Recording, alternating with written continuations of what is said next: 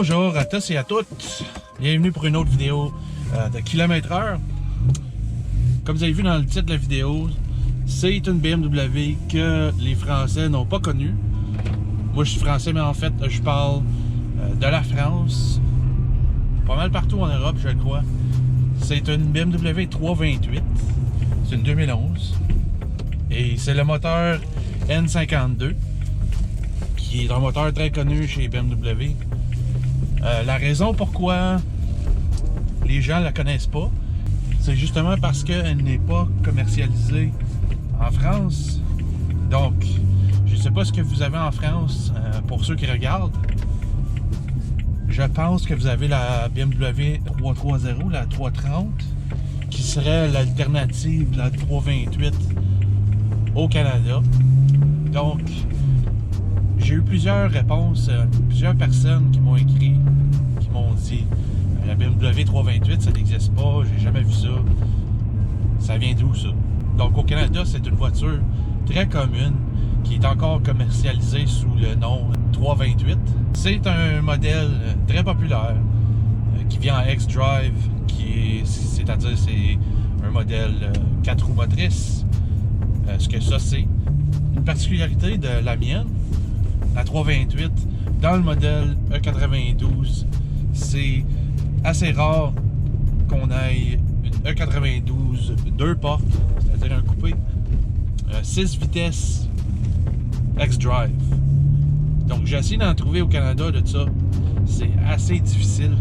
Donc c'est pour ça que je dis que les Français n'ont probablement jamais vu ce modèle-là. Mais je trouve ça assez intéressant. Je possède une Mustang GT 2016. J'ai plus d'attention avec ce modèle-là, avec cette voiture-là, qu'avec la Mustang GT. Si c'est quelque chose que vous voulez voir éventuellement, c'est certain que ça va venir sur ma chaîne. On va pouvoir en parler plus sur un prochain vidéo. Ce que j'aime bien de celle-là aussi, c'est que on n'est pas dans une voiture américaine, on le sait tout de suite, malgré l'âge du véhicule. C'est assez plaisant à conduire. Non seulement ça, c'est pas très puissant comme voiture. On parle de 230 chevaux vapeur, 200 livres-pieds de couple. On s'entend, c'est pas quelque chose de très spécial.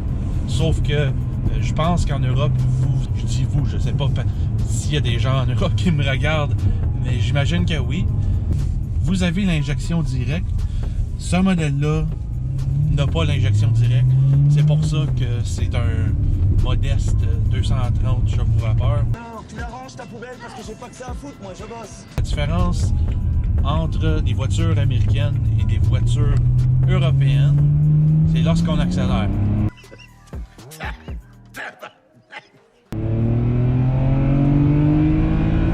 Ça continue à donner. Malgré le 230 chevaux, c'est pas énorme, mais on dirait que ça veut continuer à donner. Puis ça le fait d'une façon très douce. Tabarnak de tabarnak de tabarnak!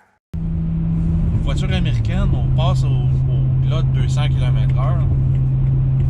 Pas que j'ai jamais fait ça.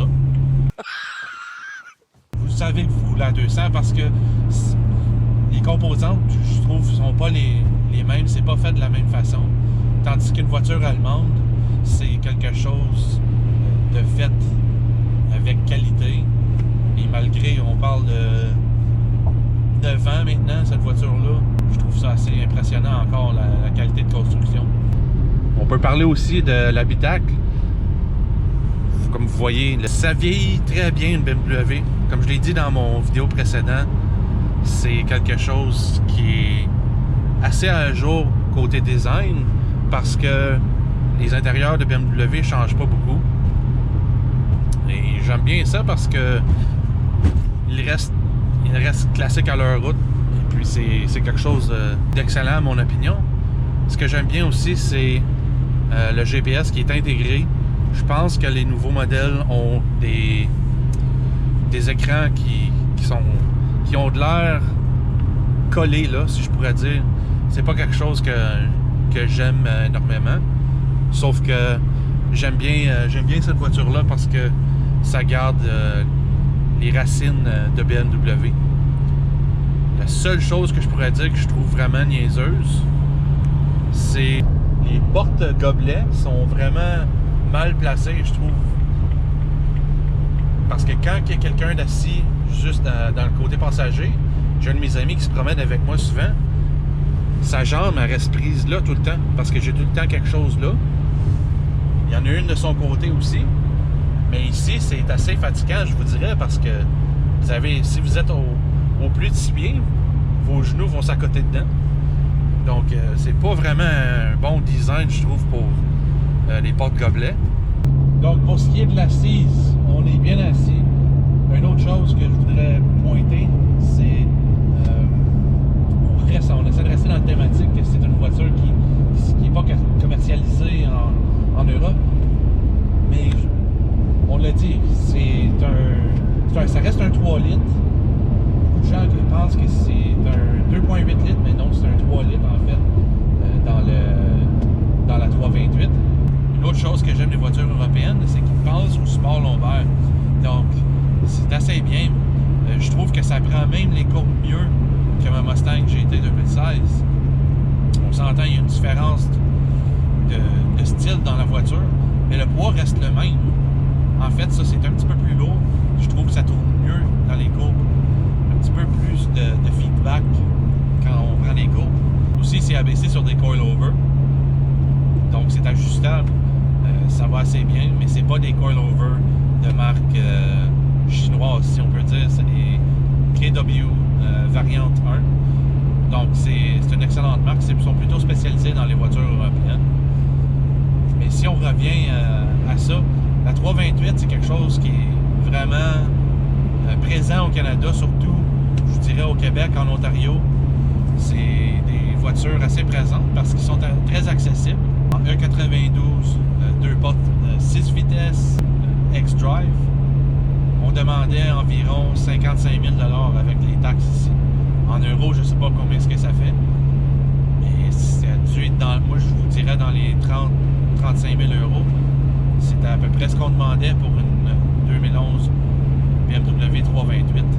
Une autre chose aussi que j'ai faite avec la voiture, je ne sais pas si vous entendez, mais c'est assez plaisant à entendre, c'est le silencieux que j'ai enlevé dessus.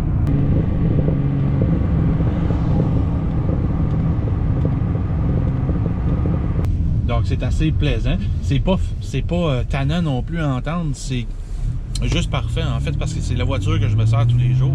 Et en fait, je peux pas me tromper avec cette voiture-là.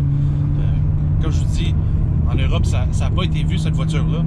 Puis je sais pas comment les Français auraient reçu cette voiture-là côté dévoilement. Mais je vous dis, c'est une très bonne plateforme. Ça reste la même plateforme en Europe. Le même moteur, le 3 litres, sauf sans injection directe. Je vous invite à vous abonner aussi si vous ne l'avez pas déjà fait.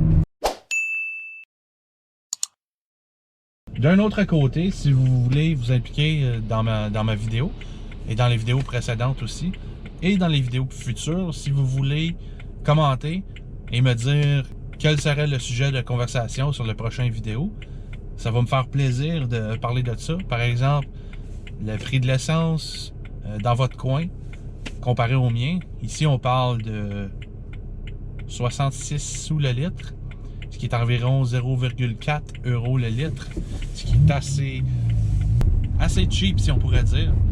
Donc, le prochain sujet, je vous laisse à vous de choisir, les téléspectateurs qui me regardent, je vous laisse choisir le prochain sujet de la vidéo et ça va me faire plaisir de discuter de ça avec vous. Donc, ça va être tout pour cette vidéo. Merci d'avoir regardé cette vidéo. Et si vous avez apprécié, lâchez-moi un like, abonnez-vous et on va vous voir la prochaine fois sur Kilomètre Heure. Bonne journée tout le monde.